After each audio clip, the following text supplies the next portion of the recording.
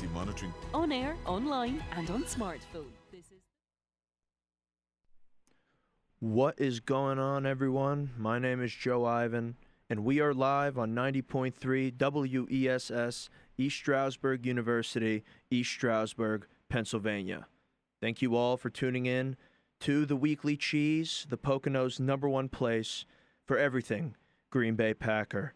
Just as a reminder, everything you hear on the Weekly Cheese is my opinion, and nothing you hear reflects the views or opinions of 90.3 WESS or East Stroudsburg University. Now let's get into it.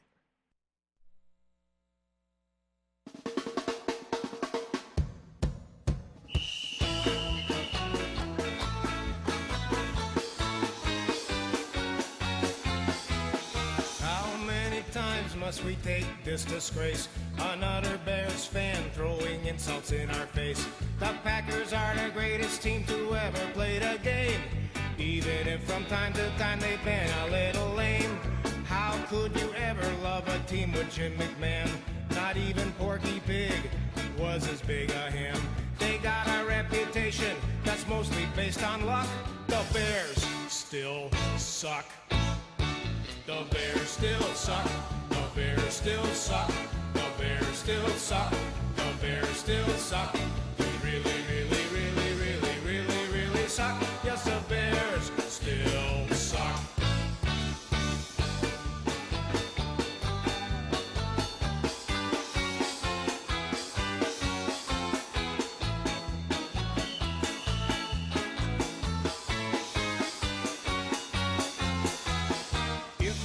Soldier Field, they make you pay a toll.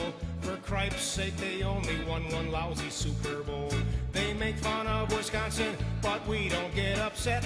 Where do you think that they're all headed every chance they get? We don't really hold a grudge, cause this is all in fun. As far as football rivalries, we're both #1. Still, we wouldn't mind seeing Ditka run over by a truck, cause the Bears still suck. The Bears still suck. The Bears still suck. The Bears still suck. The Bears still suck. What is up, everyone? Welcome back to the Weekly Cheese, the Pocono's #1 place for everything Green Bay Packer. I am Joe Ivan, your host. And that is right, the Bears still suck, and boy, do they suck more than ever. Let me tell you. Week 12 of Packer football is now behind us. The first matchup of the season against the arch rival, the Chicago Bears. First matchup of the year, and the Packers just totally emasculate the Chicago Bears on national television, Sunday Night Football, and they take care of business. They beat the Bears 41-25. That was actually their 100th win over the Bears all time, which is pretty crazy to think about. I know back in 1992, the Bears were up like 20-something games on the Packers, and since then, and since Brett Favre has walked in, and now Aaron Rodgers, the Packers have a 5-game lead in the series, 100-95. Such an incredibly neck-and-neck rivalry. It's pretty crazy to think about, actually, but the Packers moved to 8-3. They now have a 3-game lead in the NFC North, and are right on the heels of the 9-2 New Orleans Saints for the first overall seed in the NFC. Not to mention the Packers hold a tiebreaker against the Saints. Took care of them earlier this year, week 3. So a lot to feel happy about after this past Sunday. The Packers did, in fact, lay a royal beatdown on the Chicago Bears. The Bears were lifeless before halftime.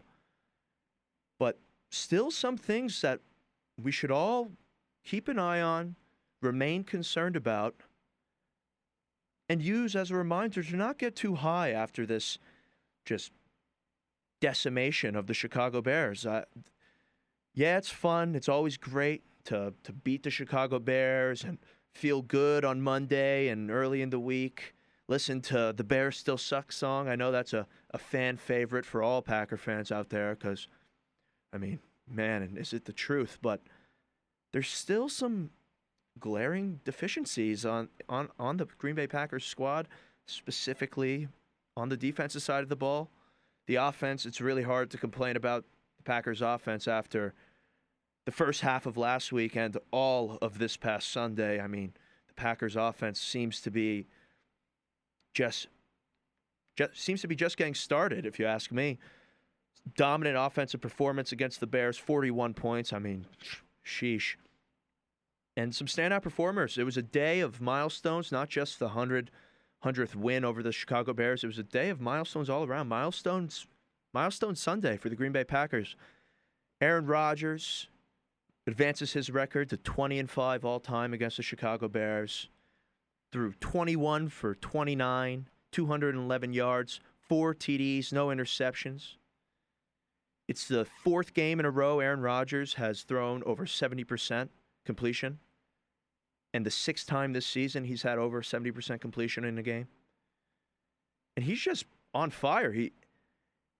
He's on fire. There's no other way to put it. Aaron Rodgers is in a zone that we haven't seen from him in a couple years. I mean, he's been playing great for his whole career. In the past couple of years, he's been playing great. But the look in his eyes, the focus he seems to have is just on another level. And, man, he's playing like an MVP. And in my opinion, if the season continues to go as it is right now, Aaron Rodgers will be deserving of his third MVP trophy.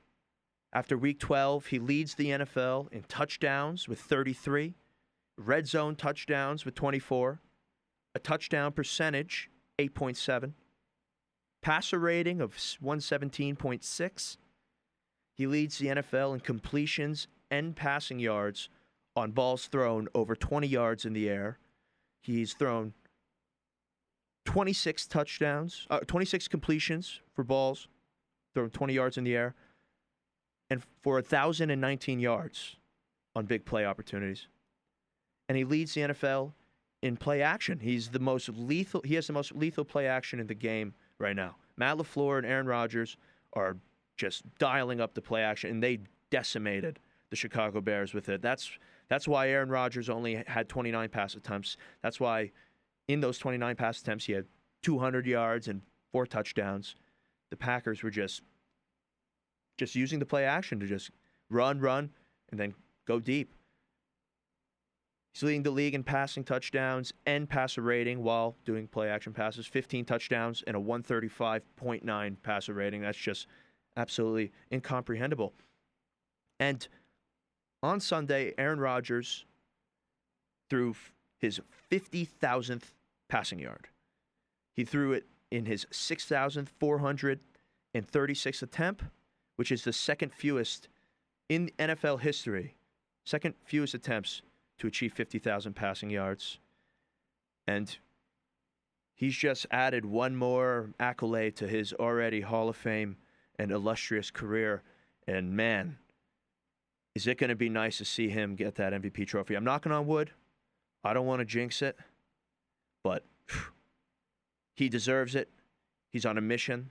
And the Packers offense was just on fire again this past Sunday. Davante Adams, another dominant yet quiet game for Davante Adams. 6 receptions, 61 yards, and a touchdown. But he achieved a milestone as well. He became the 5th Green Bay Packer wide receiver in the history of the franchise to reach their 500th reception. He joins Donald Driver, Sterling Sharp, Jordy Nelson, and James Lofton as the only Green Bay Packer wide receivers to catch 500 balls. And that's just... It's crazy to think about. I feel like just yesterday, Davante Adams was a rookie, and we were scrutinizing every move he made. And I remember that his third season in the year, he was down year. He did not play all that well, and there were some question marks surrounding him. But despite the rocky start, Davante Adams was able to catch 500 passes in 95 games, making him the quickest Packer receiver to reach this milestone, besting Sterling Sharp by 1 game. Sterling Sharp achieved his 500th catch in the 96th game of his career. And to just put it into perspective how impressive it is that he was able to get 500 catches in 95 games. It took Jordy Nelson 122 games and it took Donald Driver and James Lofton 129 games. Davante Adams has officially earned a spot at the table of great Green Bay Packer wide receivers, and he said he is not done. He said that's just the beginning. He plans on doubling him, and then he'll see where he's at. That's his exact words. Let's double him and then see where I'm at. And the last major accolade goes to Mercedes Lewis. Mercedes Lewis only had 2 receptions, which is actually a lot for him. 2 receptions for 16 yards and 1 touchdown. Caught his 3rd touchdown of the season, which so happened to be his 400th career catch. Mercedes Lewis is a 16-year NFL veteran. He was a first-round draft pick for the Jaguars way back in the day. And since coming to the Green Bay Packers, he has been just nothing but a joy, it seems, to have in the locker room. He was a leader right away. You had all the guys in the locker room talking about how much of a leader and how much they love playing with Mercedes Lewis. And you do see it when he scores. When he scores, the entire team goes crazy. But Mercedes Lewis became just the 7th tight end in the history of the National Football League with 400 catches and over 200 played games. That's ridiculous to think about, especially because Mercedes Lewis is a blocking tight end. You don't see tight ends linger around for this long. The only other guys, the other 6 guys on that list are the Hall of Fame tight ends that you always hear talked about, Tony and Antonio Gates and all them. It's just amazing what Mercedes Lewis has been able to do in his career. And having Mercedes Lewis back this season in particular is probably one of the most beneficial things that the Packers have had going for them, especially with this really peculiar preseason setup that they had. I mean, his leadership in that locker room seemed to have elevated the play of these young tight ends that the Packers have on their roster, and is most likely, I'm just speculating here, that it's most likely the reason that the Green Bay Packers tight end group is actually pretty legit. For the longest time, I mean, since Jermichael Finley went down with that neck injury, the Green Bay Packers have been struggling to find a steady tight end group and a strong tight end group. There's been guys in and out. Richard Rodgers was a joy to have. The Jimmy experiment was a horrible fail. And in between then, we had Bostica. And just, I can't even name any other tight ends off the top of my head without giving a couple seconds of dead air to think about it. And it's just nice to see that this young tight end group seems to be coming into their own, and that Mercedes Lewis, he doesn't seem to have lost a step. On the first play of the game, on Sunday, he set a great block, and then he just shed the block, and he rolled out, and he actually caught the first ball of the game for 10 yards in the first down. And then he caught that touchdown, that 3-yard touchdown, getting his 400th catch. And that really sums up the day of accolades. It seemed like the players must have known that coming in, because they dominated the Bears in that first half, and all of the accolades were pretty much taken care of before halftime. But as I was talking about the tight end group, Rob Tonyan led the Packers in receiving on Sunday. He had 5 receptions, 67 yards, and 1 touchdown. And he caught his 7th touchdown of the season, making him tied for first in the NFL amongst tight ends for touchdowns this season. Another phenomenal game by him. He keeps improving week in and week out. He was setting some really nice blocks on Khalil Mack. Basically, a lot of the guys on the offensive side of the ball were setting really strong blocks on Khalil Mack. And you love to see it. Tonyan is proving to be a stud of a young tight end. And if he keeps improving on this trajectory, stays healthy, stays on the field, Rob Tonyan's going to be an all-pro tight end. He's very good. And Jay Sternberger, he's still trying to find his bearings a little bit. He's still trying to get acclimated to the NFL, it seems. He was drafted as a receiving tight end, but we haven't seen much receiving coming from Jay Sternberger throughout his young career. But he is showing consistency in blocking, and I want to point out that although he only had 1 reception for 5 yards on Sunday, he gave it his all every time he was tasked to block. And on Equiminius St. Brown's sweep, his jet sweep play for that first down run, he laid down a nice lead block. Jay Sternberger laid down a flying low lead block and totally took the guy's feet out from underneath him who he blocked. I didn't see who he blocked, but it was a really cool play, and it's just nice seeing guys do stuff like that, especially a guy like Sternberger, who, for the most part, is pretty quiet week in and week out. As far as the wide receivers go, only 2 other wide receivers besides Devontae ended up catching balls on Sunday. Allen Lazard had 4 receptions for 23 yards and a touchdown. And his presence on the field, again, just totally changes the way the entire offense looks. He adds this extra dimension to the offense, and when he's in there, it just seems like teams they can't double Devontae as easily. That's really what it is when he's not in the game. When he wasn't in the game for the past 5 weeks, Devontae was receiving a lot of double coverage, and the Packers just proved to not have the weapons needed to get open when Devontae was being basically the main focus of the other team's defense. But he's back, and he's adding another layer, and he's getting reacclimated. He did have the core surgery, and he did get banged up on Sunday. It was really scary. He got lit up. He on an out route towards the sideline. Aaron kind of let it hang out there for him, and he had his eyes on the ball, arms extended, going to make the catch, and he just got totally flattened. I believe it was Danny Trevathan, I believe, is who destroyed him. Luckily, he was able to get up. Perhaps he just got the wind knocked out of him or something, but it was a really big hit.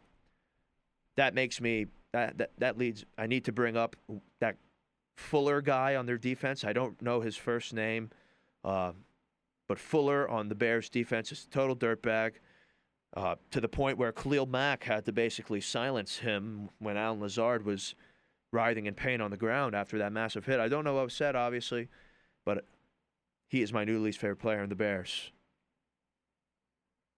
But besides his 4 catches and 23 yards and that 1 touchdown, that was not even drawn up for him. He just kind of read the defense and filled an open spot. He had an amazing cut block on Khalil Mack. It was a kind of a draw play. Khalil Mack hit the hole, would have tackled Aaron Jones for a loss, but Allen Lazard just went low, took him out, and Aaron Jones was able to rush for 5 yards. And I mean, maybe I'm overreacting about that cut block, but Khalil Mack is a big-time game wrecker on the defense side of the ball, and to see Allen Lazard 2 weeks removed from coming back from his injury to take him out like that was pretty cool, if you ask me. And then Equanimeous St. Brown, only other receiver to catch a ball on Sunday. He had 2 receptions, 39 yards, and 1 carry for 7 yards on that jet sweep. He had a nice 24-yard catch and run on 3rd and 10. And he seems to be back to 100% physically. He was dealing with a plethora of different injuries throughout the early parts of his young career. But over the past couple of weeks, he's been making plays. The one thing I will critique about Equanimeous St. Brown, and I will critique it as if I could do any better myself if I was out there, which I obviously can't. But for the past 2 weeks, he's made plays, been running with the ball, and just seemed to have totally misread his lead blocker. Against the Colts, he was run down the sideline. He should have cut back up to the middle of the field. And the same thing happened against the Bears on his jet sweep. If he cut back up to the middle of the field, who knows? Maybe he has 15, 20 yards. But instead, he got tackled for 7 on the sideline. I mean, I'm sure it's just... I mean, if I was in there, I'd be running for my life. But I don't know. Maybe I'm nitpicking him. Good to see him getting involved the past couple weeks. No egregious drops or anything. And I hope he continues to perform throughout the postseason. We're going to need him to catch some balls if the Packers are going to make a deep run in this thing. And the surprising thing was MVS was not targeted one time. He was in the game for 56 snaps. He did a good job blocking for the run and in the pass game. But he was not targeted one time. I don't want to speculate and start saying things like it was because he fumbled in overtime last week. But that's what I was thinking at first. I'm just going to...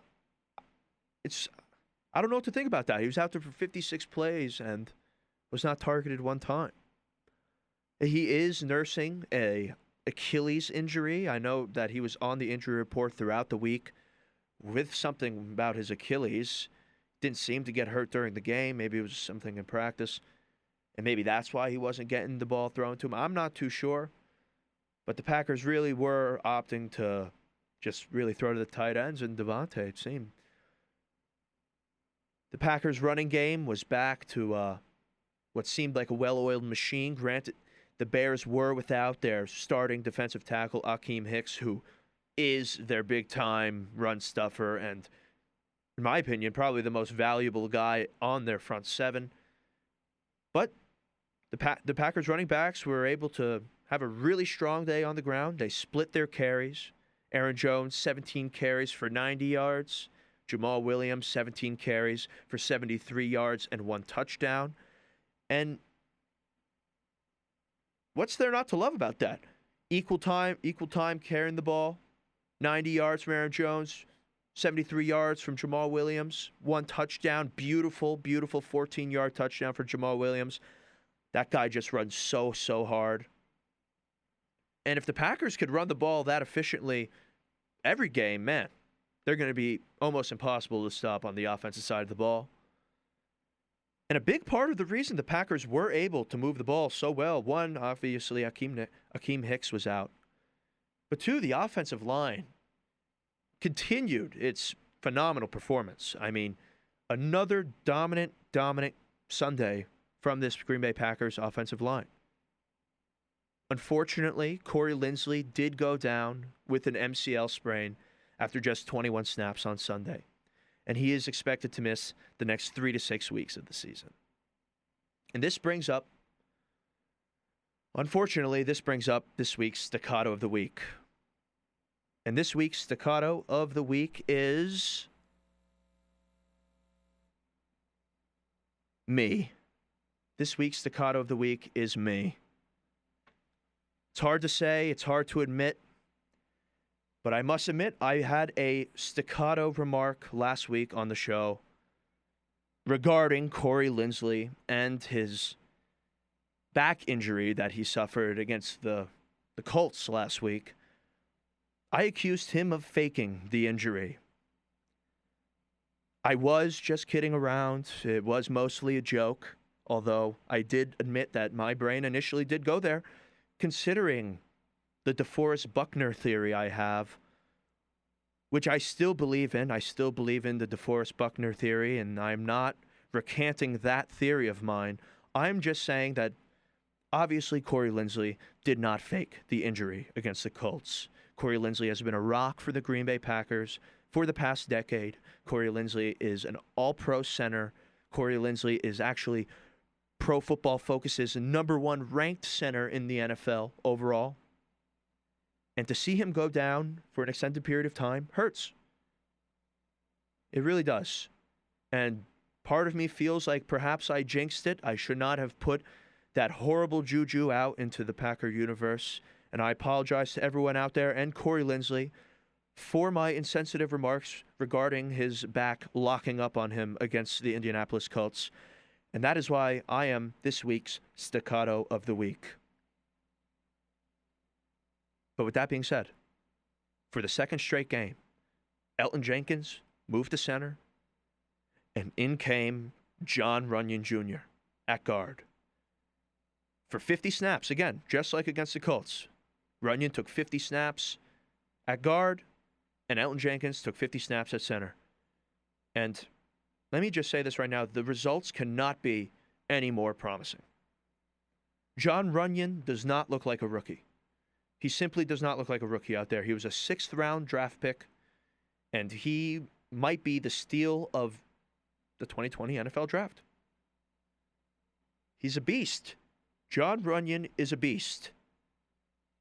He was only beaten 2 times in his 50 snaps against the Bears, against a very, very skilled front seven. And after the game, Aaron Rodgers himself bestowed upon Jon Runyan Jr. one of the most honorable nicknames that an O-lineman could possibly receive from the man. He referred to Jon Runyan Jr. as Mr. Reliable. If that doesn't speak volumes about John Runyon's future in the NFL, knock, knock on wood, because he's got to stay on the field, and he is a rookie, and he has a lot left to prove, and I'm not getting carried away. But, man, he's come in every time. He was the first lineman off the bench every time someone goes down this season. From week 2, John Runyon has been getting play time, and he's been proving that he not only belongs, but that he is going to be a long-term starter in the NFL, hopefully sporting the green and gold. And I can't be more thrilled. It's very unfortunate that Corey Linsley had to go down, especially for 3 to 6 weeks. He is a huge part of the offense.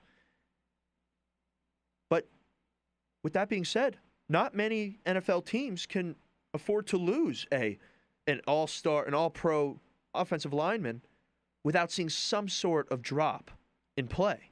But the Green Bay Packers are showing that there's no drop in play. There's no drop in play, and that has a lot to do with Elgton Jenkins. John Runyon comes in at guard, and Elgton Jenkins moves to the center position and takes control of the entire offensive line. Elgton Jenkins is only in his second year, and he has officially played every single position on the offensive line, besides right guard. He could easily do it. And he has allowed no pressures in 21 snaps on Sunday. He allowed not one pressure in 21 snaps at left guard and all 50 snaps at center. For the second week in a row, Elgton Jenkins, the second-year pro, has been able to shift over to center and completely and seamlessly take over the offensive line and play amazing. Aaron Rodgers said today, another great compliment that he gave Elgton Jenkins today, that Elgton Jenkins, every time he switches to a new position, he has everyone talking about if that's his best position. It's absolutely remarkable. The Packers' offensive line, I cannot be happier with, and that's saying a lot because coming into this year, the offensive line was one of my biggest concerns. If you go back and listen to the tapes from the first 3-4 weeks of this show, I was very, very skeptical of the offensive line. After the Buccaneers game, I was hysteric.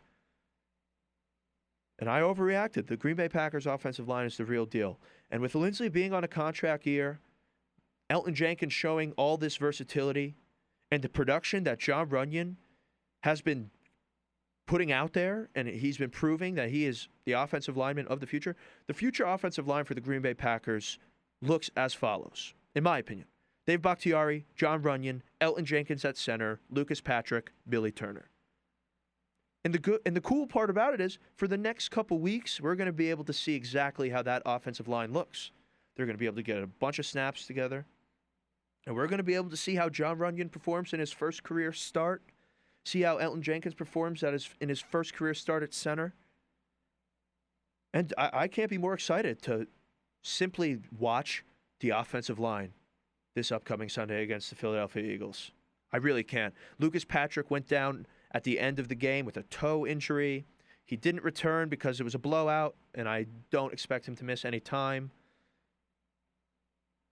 If he has to miss time, that maybe Yosh Nijman gets in there. That would be awesome. Someone's going to have to step up.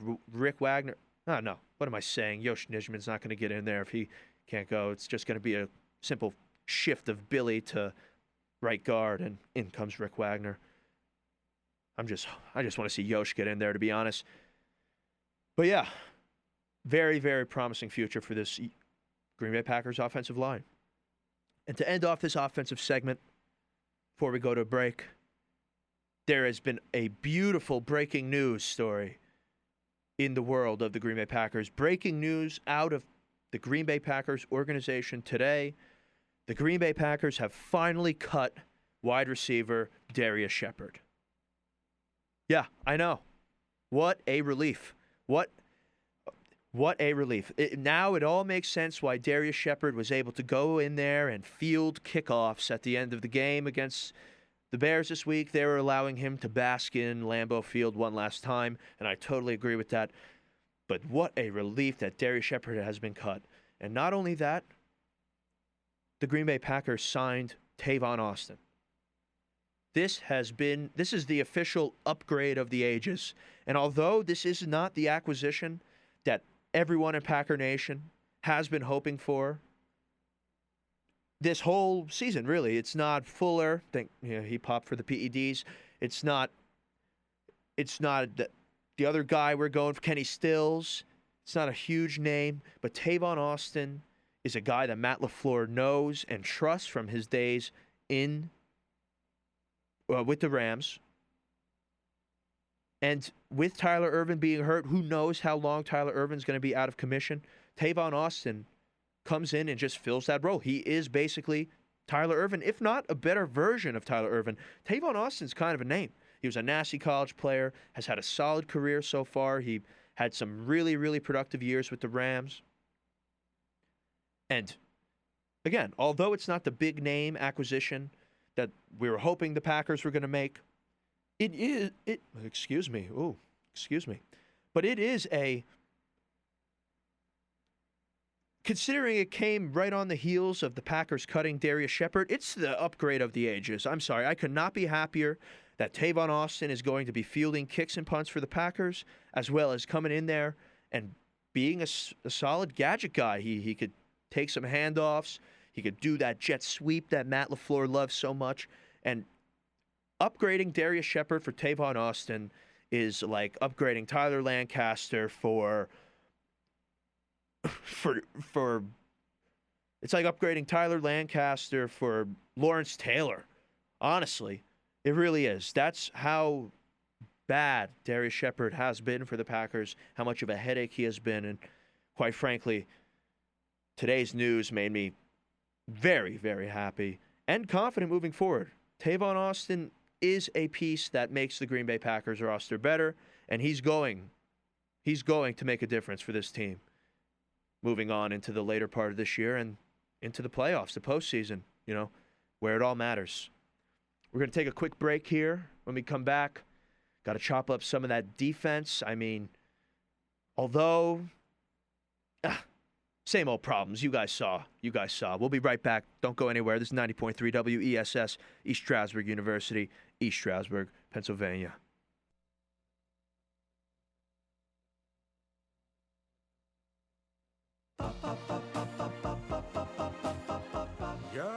My Green Bay Packers, I love you. I swear it's true. I live for Sunday. That's my one day. I can be with you every time you play. Pray the day will prove victorious. I'll beg for more, please. Run up the score.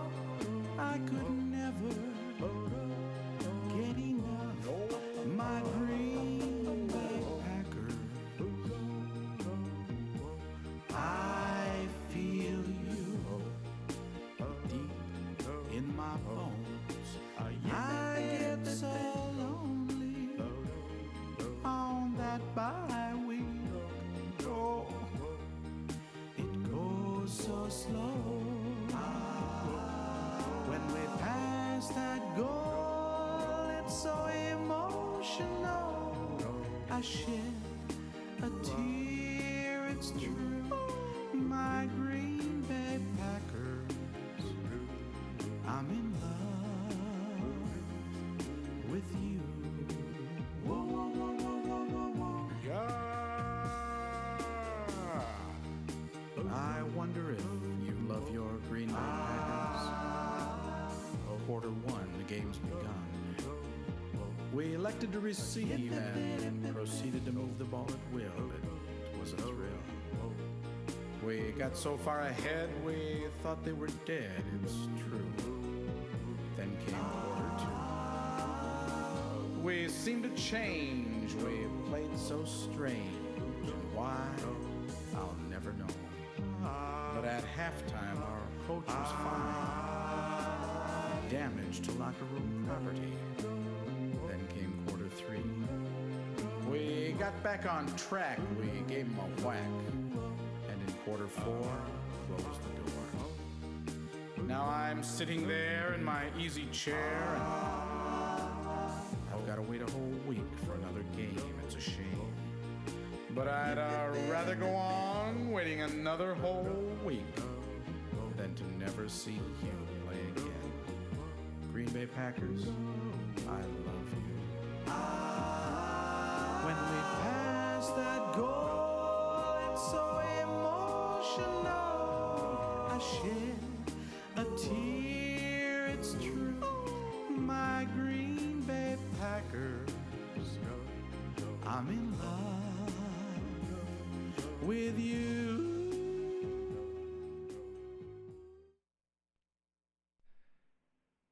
And we are back. It's the Weekly Cheese, 90.3 WESS, East Stroudsburg University, East Stroudsburg, Pennsylvania. And that was the Packers Tearjerker Love Song by the great Eddie J. Lemberger. And I just get a kick out of that song. I really do. It's so insanely heartfelt and emotional. And it's just truth. We love the Green Bay Packers here at the Weekly Cheese. We know you all do too out there. And now let's talk about the one aspect of the Green Bay Packers this season that I really I'm having a hard time loving. Not that I don't love them. Having a hard time. They test my love this year. The Green Bay Packers defense. So due to the early lead that the Packers were able to get out to against the Chicago Bears this past Sunday, the Bears could not afford to run the ball very often. They were forced to throw the ball downfield, try to get chunk plays, and hopefully cut down on the lead that the Packers had. Obviously, that didn't happen. It's the Bears, Mitch Trubisky. But when the Bears did run the ball, the run defense was absolutely atrocious. I mean, David Montgomery only ran the ball 11 times, but he had 103 yards from scrimmage. He had a huge 57-yard run on their second play of the game. And it was just nauseating. I mean, David Montgomery, he hasn't had the best of seasons. The Chicago Bears offense, in my opinion, is the worst in the NFL. I would, if I was buying an NFL team right now and I had to keep the exact offense that they had, I would buy any team but the Chicago Bears. Their offense is abysmal. Everything about it is abysmal. And maybe I was a fool for thinking that this week against the Bears, that the Packers would finally hold a team to under 100 yards rushing. Maybe I was a fool for thinking that was possible. But no, David Montgomery, 11 touches, 103 yards, nearly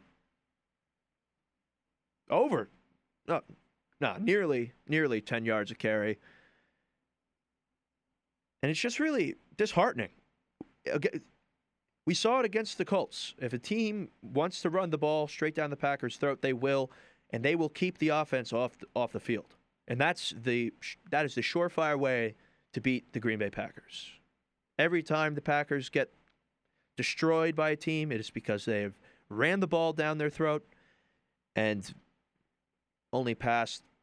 I mean, what? Did Garoppolo in the postseason last year have 8 passes or something like that? Teams have proven that they don't need to throw the ball to beat the Green Bay Packers. And 11 touches for 103 from David Montgomery, just a little discouraging, despite the dominant victory. And despite the dominant victory, the coverage in the middle of the field continues to just be abysmal, if not non-existent. Mitch Trubisky was able to throw for 242 yards and 3 touchdowns. He did have 2 interceptions, but these 3 touchdowns and 242 yards were a direct result of horrible coverage in between the numbers, something that every team has been able to perform against the Green Bay Packers this year. Just short check downs, short chunk plays, missed tackles that right up the numbers. It's really hard to watch. And the hardest thing to watch on Sunday about the Packers defense, besides Mike Pettin still running this soft zone, was Christian Kirksey. I mean, some people might have a different opinion of him and of how he played this Sunday because of Mitch Trubisky's 40-something pass attempts. Not many of them were in the direction of Christian Kirksey, but Christian Kirksey gave up 9 completions in 10 targets. Trubisky was 9 for 10 when throwing at Christian Kirksey, and Kirksey got beat for 2 touchdowns in the zone coverage. Both 2 of the 3 touchdowns the Bears scored were directly caused by Christian Kirksey just being out of place in coverage, whether it's him getting just destroyed by a play action and just biting on the run fake, or just simply not being quick enough to get to his spot in the zone. Christian Kirksey was just giving up completions left and right.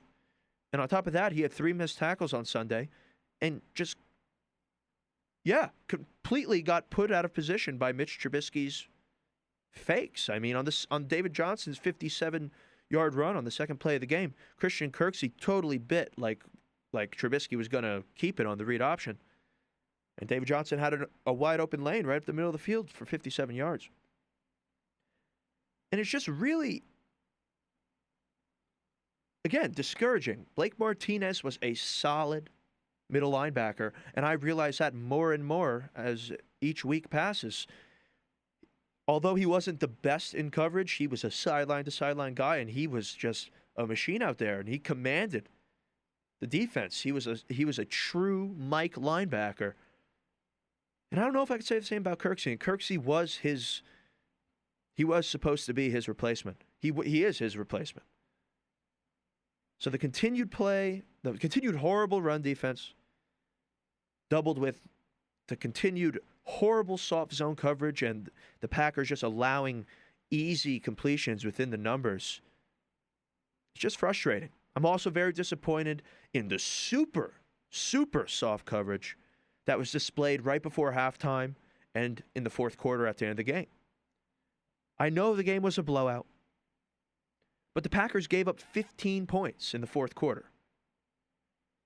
And it was all because the Packers' defense is soft in general. No matter what the score is, the DBs are usually lined up 10 yards off the ball. But when the Packers have a lead and the half is winding down or the game is winding down, they just amp up the softness. It's really crazy to watch. And in the game, in that game, it was so lopsided. I was just hoping Mike Pettin would try to work in some new looks somewhere. Maybe the ever so rare press coverage that we rarely see as Packer fans. We have Jair Alexander and Kevin King, 2 guys that could really lock up. Maybe just go man for a series. I don't know. Something different. But no, Pettin just sat back in the soft zone and really allowed Mitch Trubisky to do whatever he wanted. If it wasn't for Mitch Trubisky being Mitch Trubisky, he would have had so many more yards. I mean, he underthrew so many guys.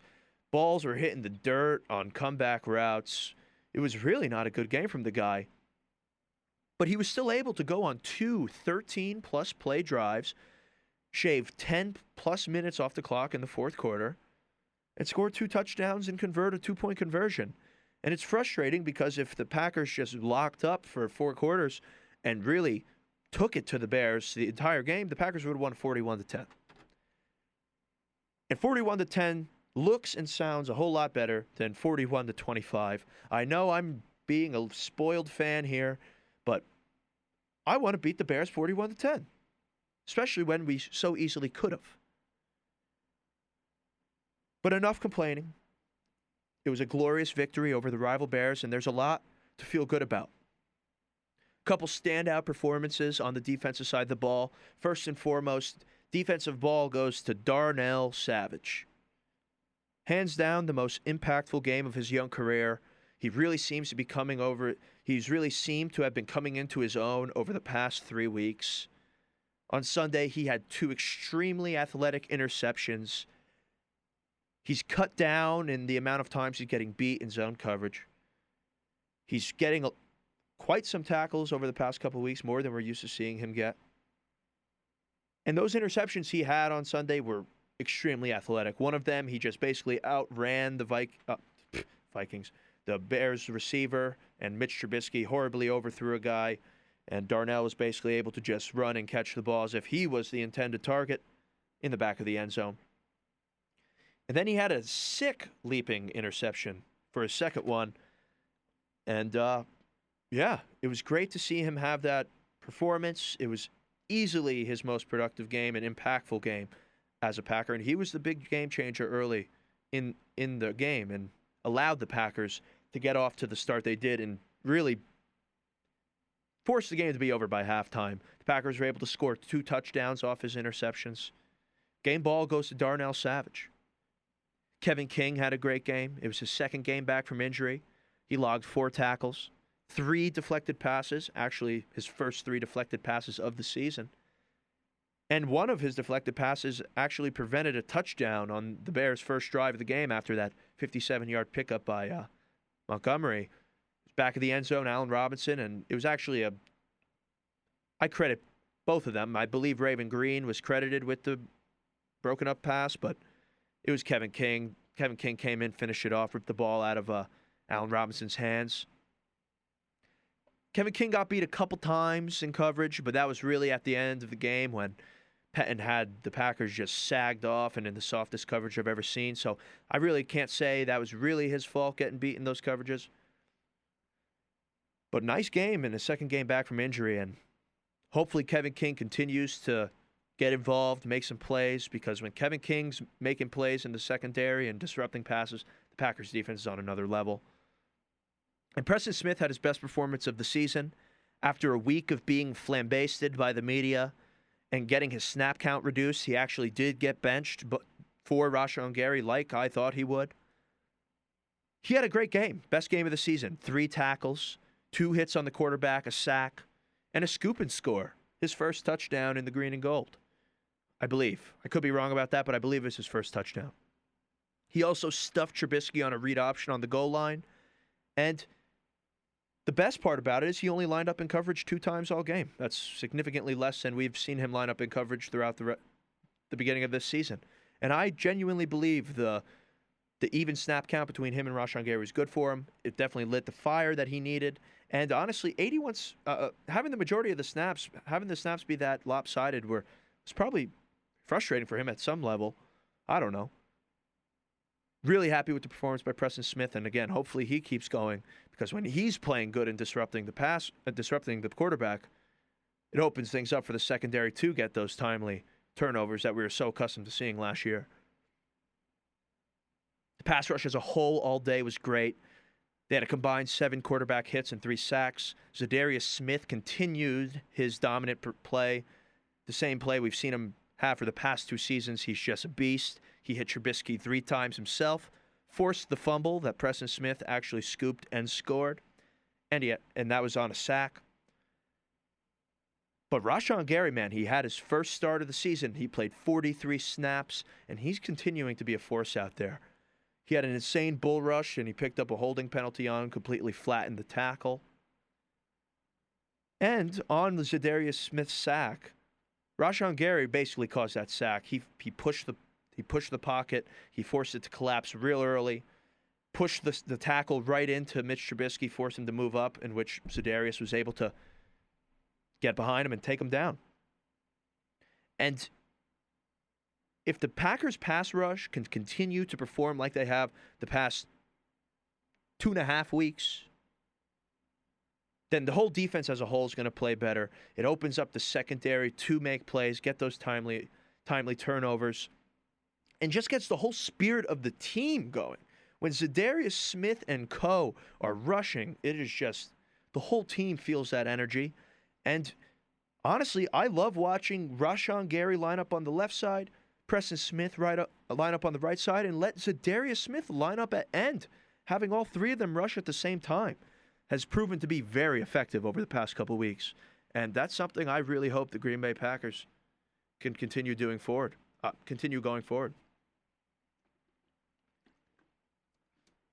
Sorry, took a little sip of my water there. As for the rest of the secondary, I did shine light on Kevin King and Darnell Savage and their solid performances this past week. But considering the Packers were in the nickel and dime package mostly all night, the secondary played a lot. There was a lot of guys in the secondary all night, 7, 8 guys back there. And the top 3 tacklers of the game came from the secondary. Adrian Amos and Raven Green both had 7 tackles, and Jair Alexander had 6 tackles. Great games from all of them. Amos has been a heavy hitter all year long. Last game, he had 8 tackles. This past game, he had 7. And he's really he really controls that backside of that secondary and leads the young Darnell Savage. It's really great to see. And Chandon Sullivan, unfortunately, he only had 1 tackle. His missed tackle spree did continue. And he played 63 snaps again. 1 tackle and 63 snaps is a hard stat to look at. But with that being said, he is continuing to do a solid job guarding the slot receiver. That's really his main role on the team. And I believe Pro Football Focus has him ranked number 1 in terms of QBR when he's being targeted in the slot or something like that. I don't know. Pro Football Focus has so many crazy stats. But with that being said, Chandon Sullivan needs to wrap up. He needs to start tackling better going into this home stretch here. And the defensive line. The defensive line has obviously been one of the most frustrating parts of the Green Bay Packers team this entire year. And this past Sunday, there really weren't many snaps to go around for the big boys up front since the Packers were in those nickel and dime packages with a bunch of DBs because the Bears weren't able to run the ball. Kenny Clark is really the only defensive lineman that got involved in the pass rush and consistently did a good job guarding the run. He did end up finishing the game with a nice hit on Trubisky. And the only other standout D lineman was Big Billy Wynn. I mean, in 8 snaps defensively, he logged 3 tackles. And that's 2 weeks in a row. Billy Wynn came in for a very limited number of snaps and made impact plays. And that's the 3rd game this year. Kingsley Keke, Tyler Lancaster, and Dean Lowry were non-factors basically all day. They only combined for 1 tackle. And Montravius Adams, unfortunately, is out for the year with that toe injury of his. Which leads me to what I'll leave you with. The Green Bay Packers just picked up a young run stuffer. He's a defensive tackle. His name is Anthony Rush, and they picked him up off waivers from, I believe, the Seahawks. If not, he was on the Bears for a short period of time. But he is a big man. He is 6'5", 350 pounds, and he is only 24 years old. He's an undrafted player who's in his 2nd year in the league, and he has played 13 career NFL games. And in these 13 games, he's logged 14 tackles, 3 of which were for a loss, a quarterback hit, 2 passes defended, and a half sack. I know that's not a crazy stat line, but it's not horrible.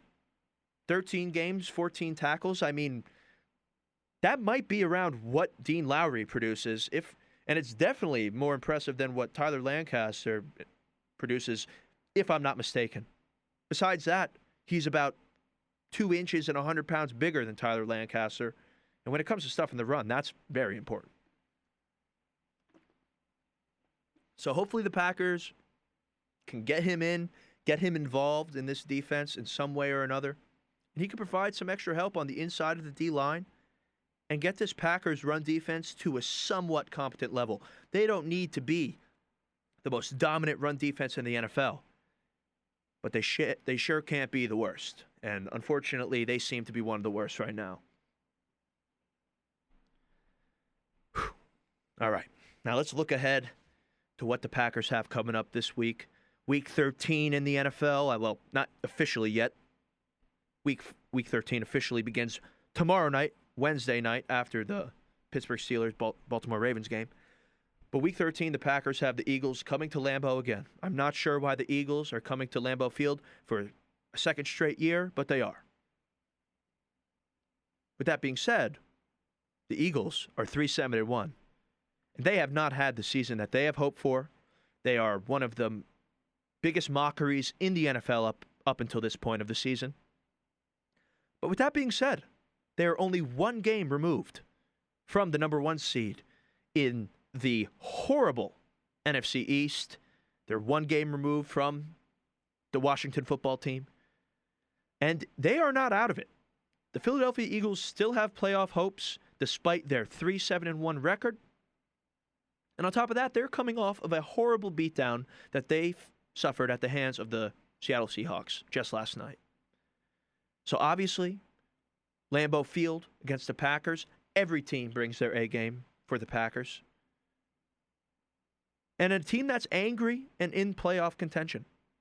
So please, Packer Nation, we cannot look past this Philadelphia Eagles team.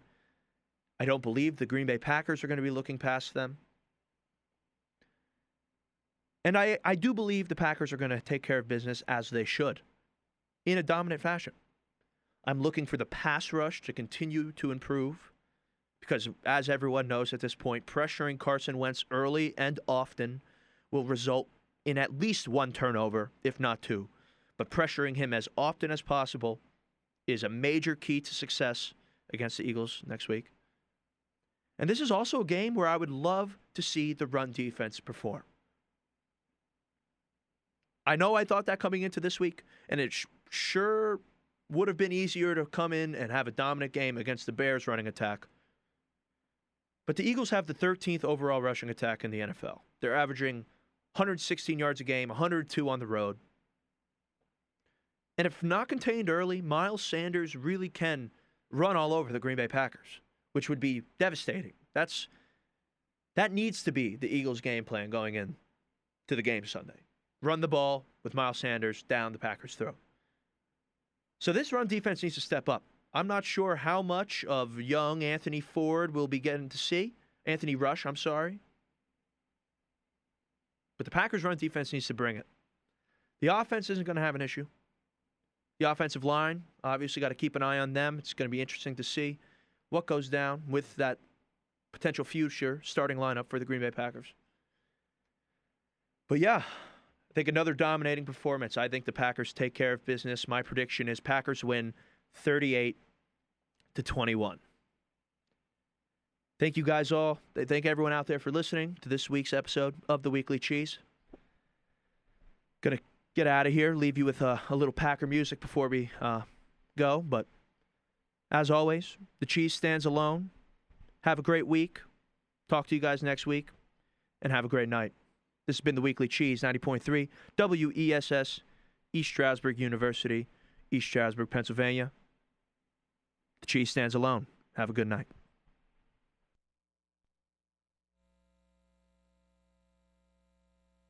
You're the only team, maybe, in the history of the National Football League will ever have this opportunity to do it twice. Boys, I'm proud of you. I'd be so proud of that. I just fill up. It's not going to come easy. This is a club that's going to hit you. They're going to try to hit you. You're going to take it out. This is a Daddy Not Purdue.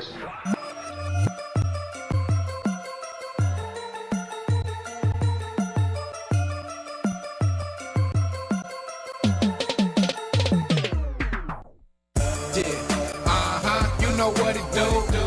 Every time we play, it's a W. Yeah, that's the Pack Cup. It's the title town team. That song, reppin' my town. When you see me, you know everything. Green and yellow, green and yellow, green and yellow, green and yellow. From the signs to the hats to the jersey I'm in. Green and yellow, green and yellow, green and yellow, green and yellow. You know what it is, you don't even need a clue. Throw it up like bulimics do. My team running that scenic route. 6 points on, we go for 2, and they already knowing, cause that other team seems stressed. I guess they good at sewing. I'm like Aaron when I'm zoning, so shout out to Green Bay. Putting yellow on green like a flag on the play. When I'm in that game, no interference, no distraction or delay. And what them players do on a daily, and even a fraction of what I make. I introduce you to a Hall of Famer, all Madden gamer. Play my lines back like AJ Hawk, because I spit that flamer and I don't talk, man, I just go hard. Green and yellow whip and I got it on them wheels. Vince Lombardi, we can show you how Lambeau feel, for real. You know what it do. Every time we play, it's a W. Yeah, that's the Pack Cup. It's the title town team. That song, reppin' my town. When you see me, you know everything. Green and yellow, green and yellow, green and yellow, green and yellow. From the signs to the hats to the jersey I'm in. Green and yellow, green and yellow, green and yellow, green and yellow. They're negotiating, got me signing contracts.